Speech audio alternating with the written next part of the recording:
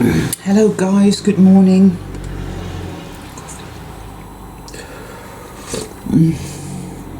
So the sun is gone.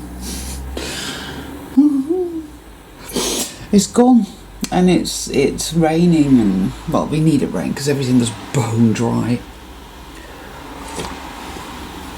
But it's interesting to me because yesterday was not a nice day. And I don't think that was just for me. I don't think that was the case just for me. We had the Sun conjunct Uranus. No, not your anus. You would think that, wouldn't you? Uranus. Uranus rules Aquarius. Uranus is about... Uranus is about... But a lot of people go on about the age of Aquarius. I'm not really into all of that myself. It's far too contrived, and it reeks of manipulation, actually. And again, you know, I feel this more and more, is do not put your faith in the things of this world. I think that's a biblical quote, but I'm not thinking in terms of biblical here. Everything that we see on the external plane is not real as such. It's symbological, I think. And so we shouldn't take it as, you know, it's like, oh, that's a red car. No, what does it mean? Why is that car there? Why is it red? Why is it a car? Whatever, yeah. That's the way I deal with my reality anyway, each their own, but I see reality not as real and set in stone, but I see it as a language. Just a minute. Looms. You said you want to come here. Come on. Alright then, you come with mommy. Because it's up and down on the windowsill. Here, it's your 15 minutes of fame. So he's had his lion cut. Haven't you, Looms? You've had your lion cut. Oh, and she's a very beautiful boy. Because usually I take him to the groomers, but of course, due to this wonderful lockdown, and I am actually really enjoying the lockdown. I think it's wonderful. But you know, I thought, yeah, rather than take him into the groomers, I'll do it myself. Thinking that would be really easy. I mean, how difficult could it possibly be? So I went online, Amazon, I got one of those pet grooming things, and got it, and did it. It was an absolute nightmare. You know, I'm sure he still looks at me with suspicion in his eyes. You know, that's why he's like not really happy for me to pick him up. And I was very gentle, but it was like, It's like that time when you went to the hairdresser when you were 15, and you know, you said, right, I want you to bleach my hair, but you had this trolley dolly called Michelle, and she put way too much bleach on and left it in for like 6 hours, telling you that, and then put you under this. Do you remember these things that whoosh on your head that they used to have, so the heat cap things, and she put that on and said, well, you need that to really bring the bleach out. And you know, by the time she was done, somebody went like ping, and all your hair just fell out, sort of like that. It was a bit like that, but you know, it had to be done because he doesn't wash himself, and you know, anyway, totally rambled. Yeah, so yesterday was like one of those days, you know. It was very dark. It was because it was a day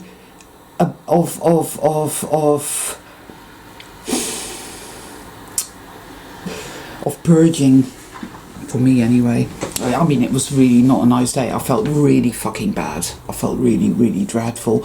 I felt the dark generator, but in a way that I haven't felt it for months. You know, blatant, intrusive thoughts. And it just brings me back to that whole thing that people call depression, right? The world calls depression, and it's interesting because what really is depression? What is it? Because, you know, you go to any doctor and they will say that depression means that there is a chemical imbalance in your brain. Well, there's got to be something wrong with you if you're depressed, because life is so fucking amazing. Look around you, everybody's bloody happy. Happy, happy, happy. What's wrong with you? Why are you fucking depressed? I have to put you on meds because there must be a chemical imbalance in your brain, because everybody else is bloody deliriously happy being here and you're the only one that's miserable. That's what they tell you. That's how they make it sound, you know, like it's your fault and you're dysfunctional. When it's, of course, the exact opposite.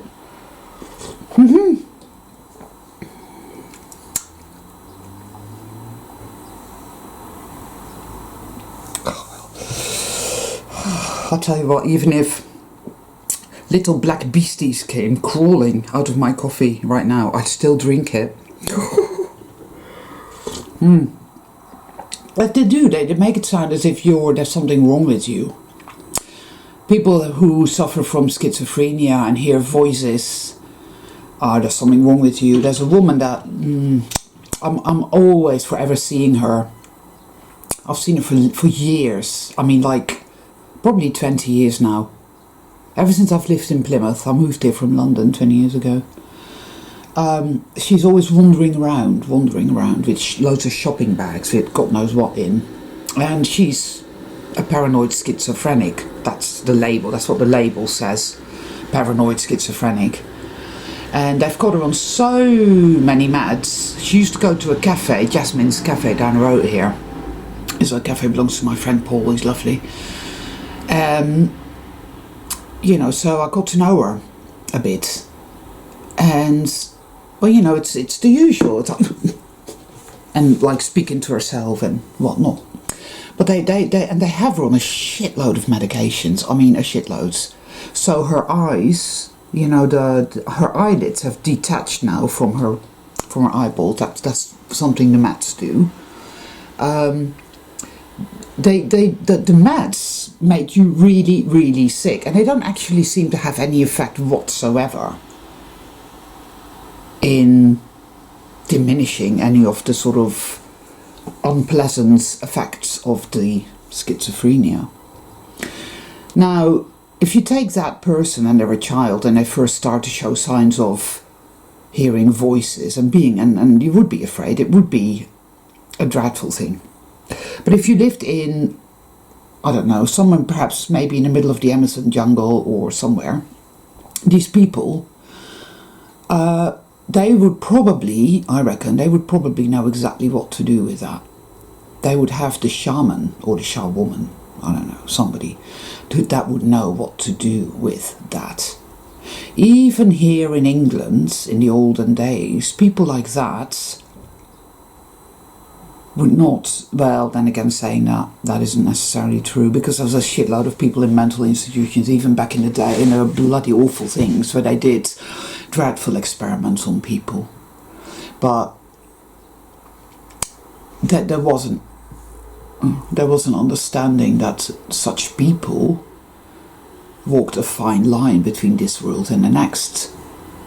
And soul travellers do. We walk this line, which is why we're all a bit wonky and a little bit skewed, which is why some of us have a little bit of the dark seed in us, as it were, because I can read evil like a book. I can look through its eyes. I can think like it does. I can even feel almost like it does. We're different. We're not like the muggles. We're the witches and the wizards of this world. You see, this is it. It's weird to me, you know, that's how it seems anyway, is that you have the muggles, the normies. I mean, I think that's far too nice a name for them, because I actually think some of them are quite malevolent. I wouldn't call them normies. I just call them, I don't even know what to call them, because non-player characters indicate that they have no bearing on this place, that they are somehow a passive element, but they're not a passive element.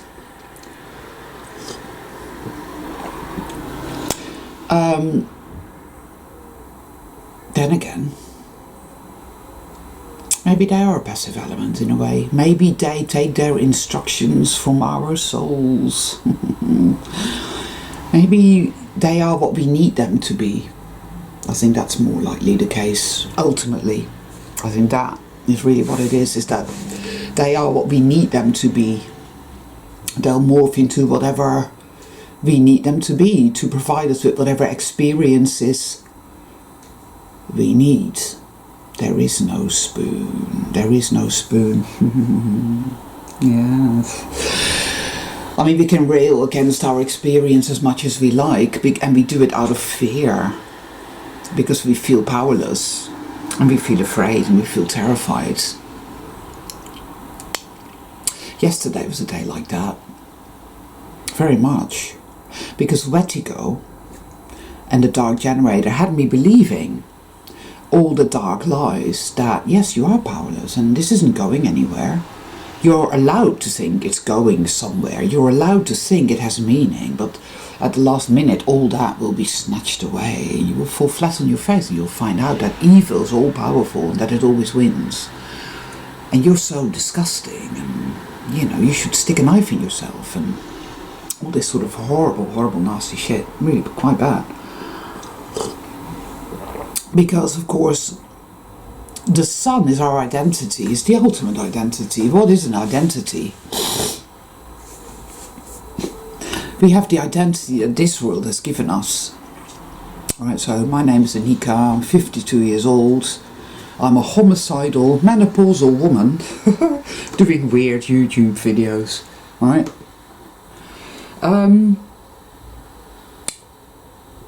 Or am I something else? Am I a multi-dimensional being that exists everywhere? Am I omnipresent? And am I just having this little experience of duality, of darkness? Is it this way because I chose it to be this way? Am I creating as I go? Am I beginning to break the surface of this experience? Am I beginning to realize perhaps that it will morph into whatever I need it to be? You know, General Patton always used to say, I don't take counsel from my fears. Patton was an interesting character. I think he was a bit of a sociopath. He didn't really care about his men. Neither did Monty. And I think they were both in Africa, and the African theatre of war. Theatre, interesting, isn't it? Anyway, he didn't care much about his man, but he wasn't liked by the powers that be, and I'm pretty convinced they got rid of him, Patton, because he died in an accident. I think it was all a bit... but he used to say this quite often, and he was a daredevil. He was one of these people who just, well, pretty much did as he damn well pleased, you know, and said as he damn well pleased. He just spoke his truth. And does my house look big? Yeah, it looks fucking enormous, love. There you go, there. It looks fucking horrendous. That was George Patton. I think his name was George Patton. But he always used to say that. He used to say, I don't take counsel from my fears, and that is it. That's it. We shouldn't. But all our lives, our fear, i.e. the Dark Generator, Vertigo, all our lives, it has sat on the throne. It has had dominion over our consciousness, ergo our experience, right? Our perception. Now something very interesting happened. And this has happened before, but it happened to show me something very, very clearly. And it was very painful and very difficult, but at the same time extremely illuminating. So we were out in nature by this beautiful river, and the big rocks and the trees, and it was amazing, birds everywhere. And this beautiful, chubby bee showed up, like a bumblebee. Now, I like bees, I love bees, I like bumblebees especially, and in the heat, there's bumblebees, you know. And all of a sudden, and I'm really almost afraid and ashamed to talk about this, but I'm going to, because it has to be done. It's cathartic. And it has to be done because it just something tells me I need to talk about this. I'm going to, but it was horrible. Some impulse came over me that wanted me to stamp on it and kill it. It was really odd. Of course, I didn't do that. I mean, I would never do that. I would never do that. I'm the sort of person, if I see a bug in the road or a slug or anything, and I know it's likely to get trod on, then I will pick it up and I will, you know, that's the sort of person that I am. So that impulse was like foreign and alien to me, and it felt like somebody had just stuck a knife in my heart center. It was appalling, and I started crying, and it was incredibly difficult for me. Because it was like, fuck. Now, these things have happened to me before, not often, but they have happened in the past. And I know for a fact this is not my consciousness. This is the Wetiko. And in that moment, it was like a blinding flash of insight. Because it's that's it. That is what evil is. It sees something beautiful and something pure, and it wants to stamp it out for good.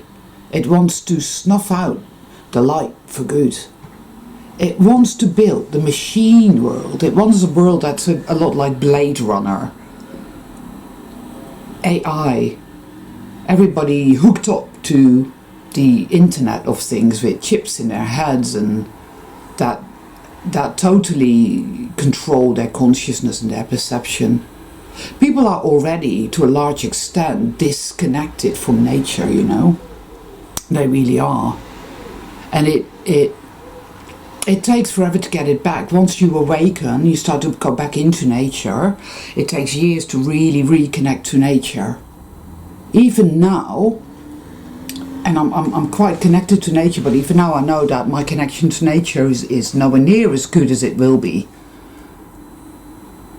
But I'm on my way now, on my way, and that's what matters.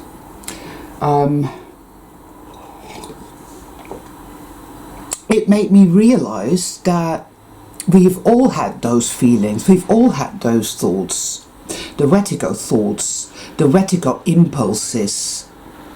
Do this, go there, say this. The Wetiko emotions, the fear of, oh, I better say this to that person because otherwise, the fear, we have taken counsel from our fears. We've all been schizophrenic. We've all heard the voices. We've had it. All of us had it. And it isn't us. It's not us. It's not us. But what reinforces the whole thing is the burden of guilt. That somehow, oh, this is me. I just had that thought. I wanted to stamp on that bumblebee. I wanted to kill that bee. I'm a really disgusting, bad person. I'm bad. I deserve to suffer.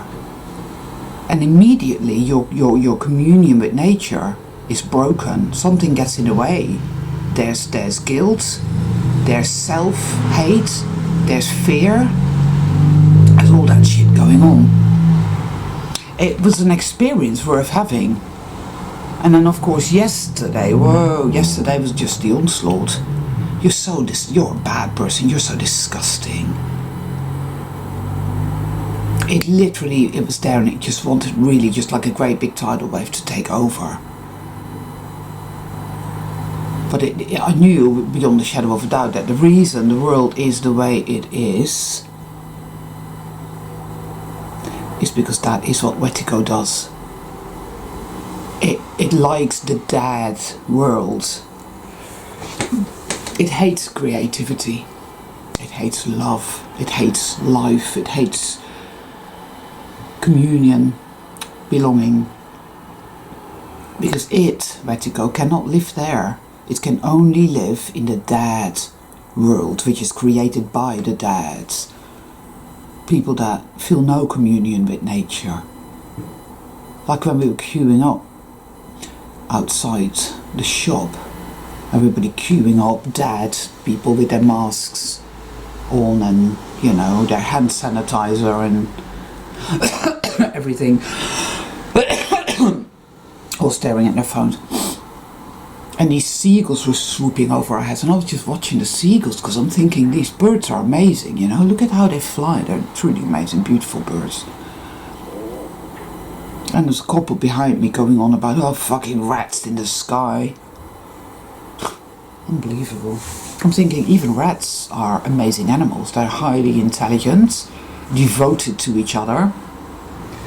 They've got a bad rap because of the plague, which had nothing to do with rats.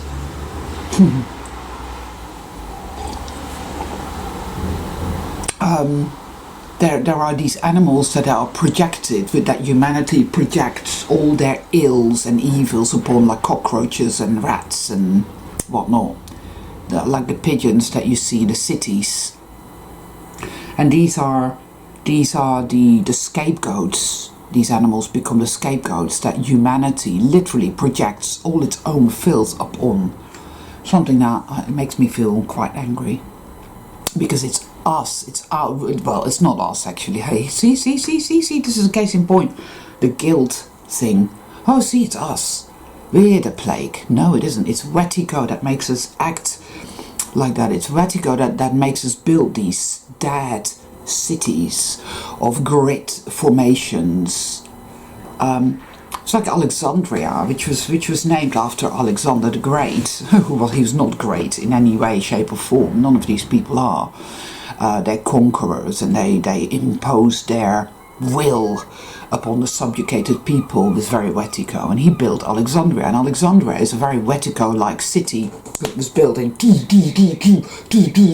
grid formation. You know, there's people that say, oh, it's a beautiful city. Well, I've never ever seen a city I thought was beautiful, actually. Not one. I don't think that buildings made of brick and mortar are actually beautiful. Yeah, some of you might disagree and say, well, I think they are, that's fair enough. But to me, the only beauty lies in nature. Nature has its cathedrals, nature has its palaces, nature has its castles, whatever, you know, nature is beautiful. And we should not build these massive monstrosities, these big fucking houses like you get here in England, you know, you get the big houses that the earls and whatever used to live in. They're all Wetigo. The amount of blood and tears and toil and sweat it took to build these houses, and not the sweat and the toil and the tears of the people that live in them, I can tell you that. It's all Wetigo, it's Wetigo, and that experience I had deepened my knowledge, my gnosis of it. How it lives within us, but it is not of us. And it's interesting because for some weird reason, I started thinking about The Exorcist several days before that. For some reason, it just popped into my head, The Exorcist. You know, when her head starts spinning and, you know. And it is a possession. Wetigo has possessed us. It has possessed us. We are possessed. We are possessed people.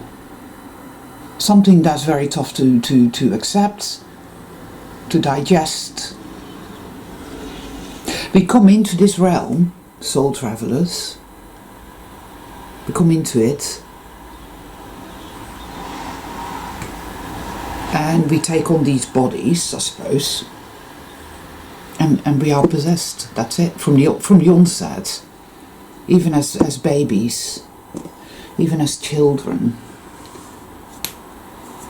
I mean, I was a pretty interesting sort of child. I was an unusual child. I remember being very little and being in my, my little buggy, and just being very awake and very aware, and looking at people and realising that people were very unhappy, and realising that people weren't quite real, that people used to talk about the same shit over and over and over again, that there was something not right. I was about 2, I think, and I just knew, and I used to like to engage people in conversation and ask them strange questions. My mother couldn't bear that. And I used to spend most of my time as well, like I said, crying a lot, because it was like I could see the suffering. To me, this place was unbearable. You toughen up because, you have to. I toughened up as well. Toughening up means disassociating, really, just going into a state of disassociation. Oh, it's all right, it's not so bad, it's fine, really, yeah, everything's fine. That's how soul travelers go to sleep, because we're all born awake. I really believe that. But we learn to disassociate, it's the only way. So we come in, we know, we see, then, right, then at a certain time something goes click, and we awaken. That's when Wetigo begins to be purged out, alchemized. Something happens to the Wetigo within us, to the possession vector. And for that to happen, we need to be triggered. Because a nice, comfortable life will not facilitate that process, people. It just won't. I know that much, it won't. Hence, we go through a lot. Yes. We go through a lot of trauma, loss. We have to face all the angles and all the nuances of what Wetigo is, as it were. I mean, I remember living in London and, used to just walk. I used to walk and walk and walk for miles and miles just around the city, observe and witness. I used to actually feel on a dark rainy nights that I was in Blade Runner. Felt that way.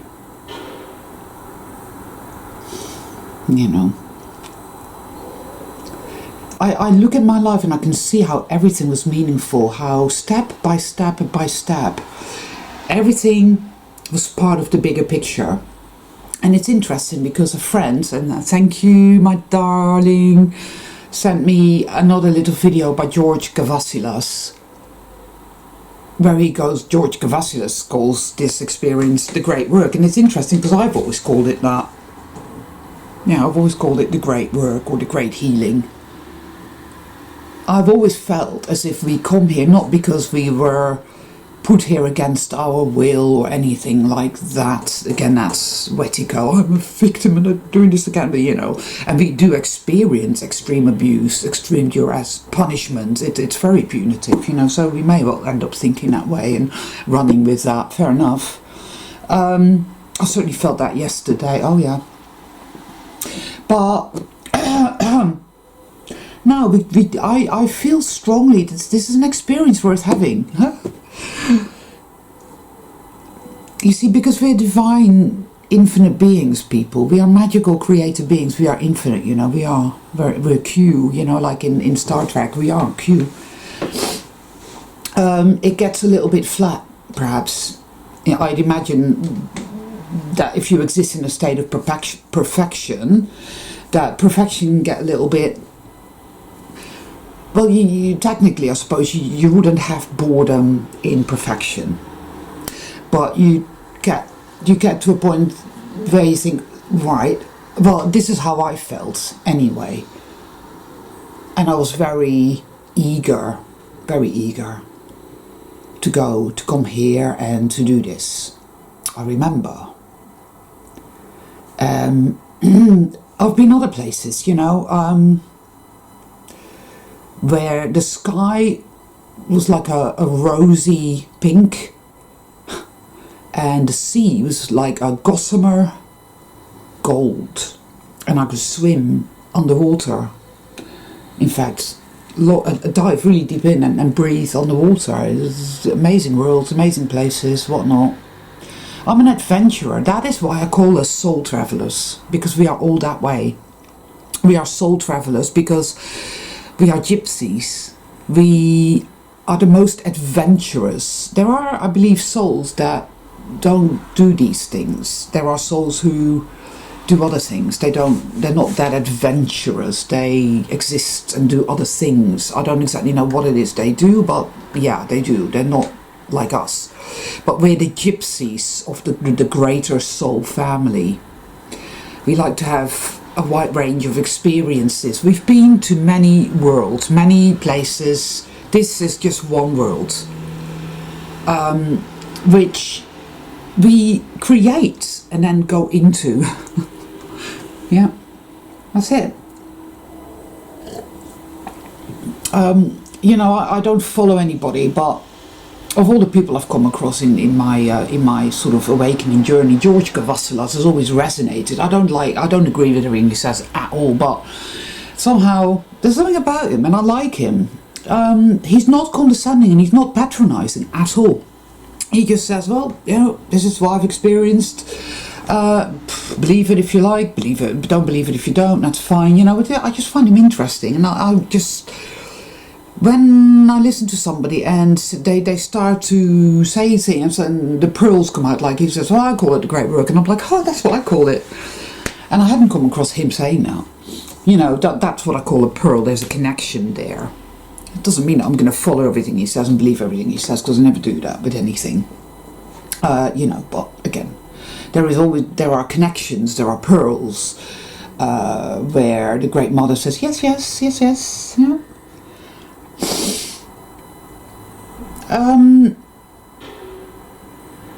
We came here to do battle with a foe. It's a mind parasite, commonly known as wetigo. It's just a word. It's as if we come in here and we are possessed on entry by this consciousness parasite that makes us think a certain way and feel a certain way, that is activated by traumatic experiences, hence MK Ultra and all that type of shit, trauma-based mind control. This realm is inhabited to an extent by beings that are complete embodiments of it. So the Cabal, call it what you will, the Jinn, call it whatever, beings that are pure, or so would seem, pure evil. They are, as it were, the impetus. They provide, they set the stage, they provide the necessary things that, you know, okay, we want evil, so somebody has to be evil, obviously, right?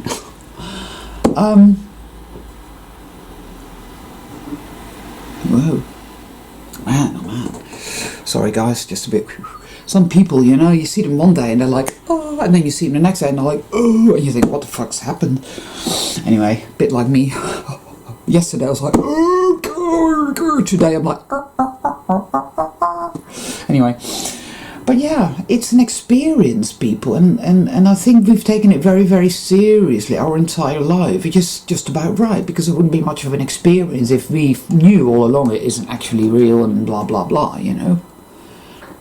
I feel that we are now getting to a point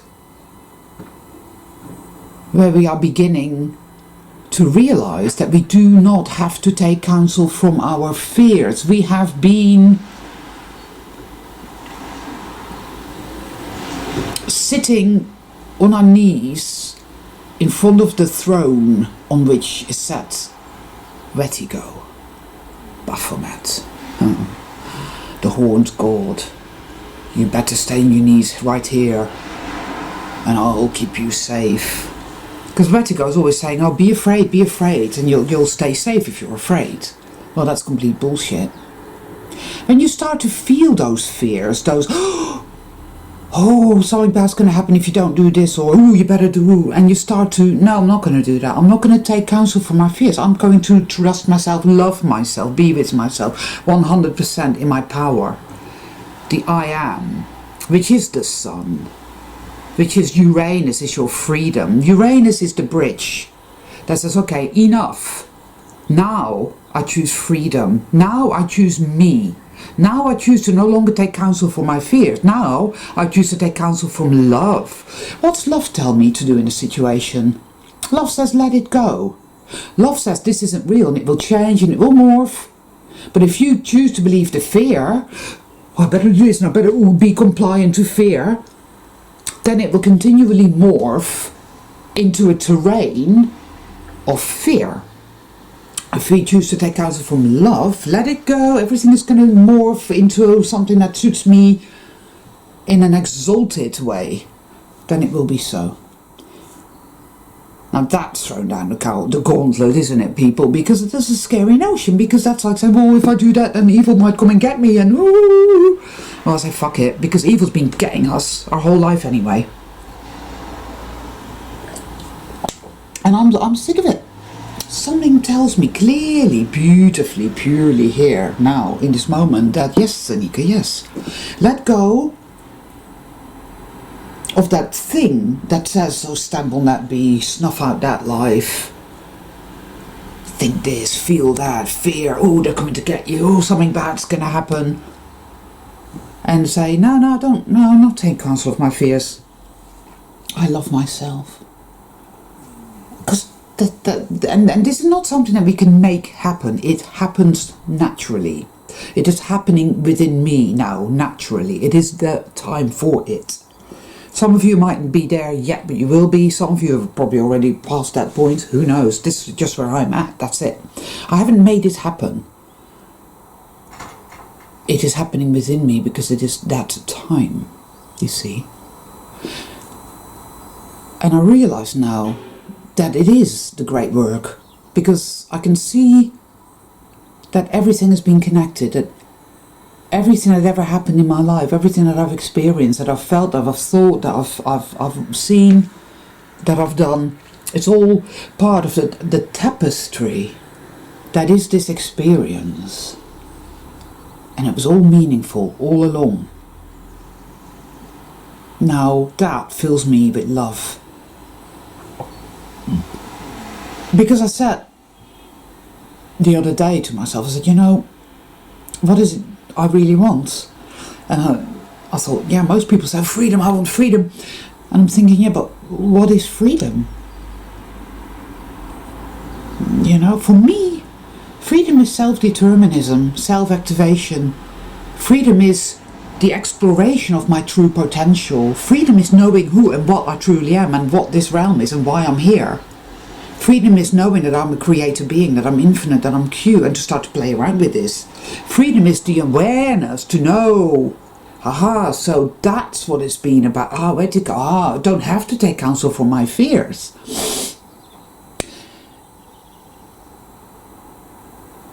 This entire experience, you know, we really fall prey to thinking we have to make it happen. No, we don't, actually. Our higher self has been in the driver's seat all along. I'm beginning to get that now. And it's safe to trust. I'm beginning to feel that now. Yeah, they're still there. Oh, I don't know about that. You might get betrayed. Ooh, you know. It's interesting because I was watching an episode of Star Trek Voyager, and it's where they see this thing in space in front of them, and it's a creature, it's a very big creature that makes people, that eats spaceships.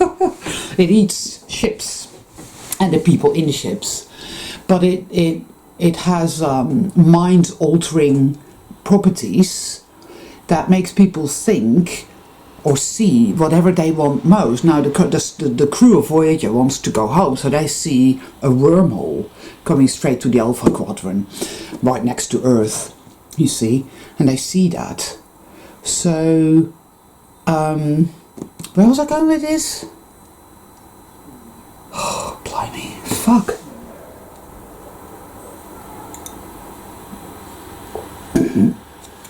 Oh, that's annoying.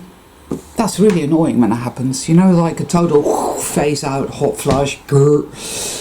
Anyway, so it shows them whatever they want to see and they believe it, but it's all a lie. It wants to eat them.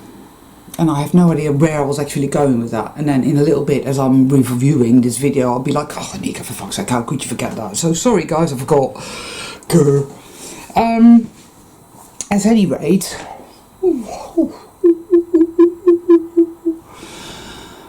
I think I might call it a day there anyway, because I've been blabbering on for a while now. Suffice it to say, people, that this is all beginning to gain momentum. It's all beginning to gain momentum, I feel. The shift, that is it. The birth of the new consciousness, or rather the rebirth, which is a consciousness free from red ego, free from the hijack, the possession.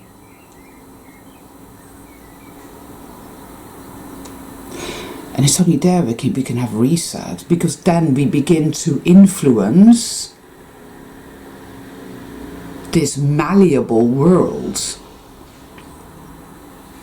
Then we begin to be able to manifest, to create, because this is malleable. It's like clay. It's clay, and we're the sculptors, you see. But Vertigo has us thinking like, oh, powerless, we have to endure, and we came here to suffer, it's the will of God, or whatever, you know, like that. Then the shift happens, and gradually, by degrees, aha. And that shift, that is what is happening now. That's what's going on. Well, at least it is in me. But it gets very intense at the same time, because we are showing exactly what Vertigo is. We are showing exactly what it's done. So it is the pendulum thing. But it's okay. We will bravely bear with it. You see, because we are gypsies, we are the soul travelers. We are here to do something beautiful and amazing. And it may be slightly different for each and every one of us. It isn't one thing for all at all.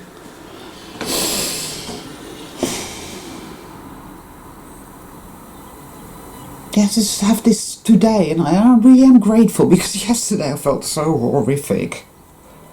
And when you feel that horrific, you think you're going to feel like that. You think, because that voice is there saying you're going to feel like this forever now. This is all there is. And today I don't feel that way. So fuck you, Vertigo. Because I feel better, and I feel the possibilities, the creativity. You see, so yeah. And it's raining, and it's like that, so that's good for the earth. That supports life.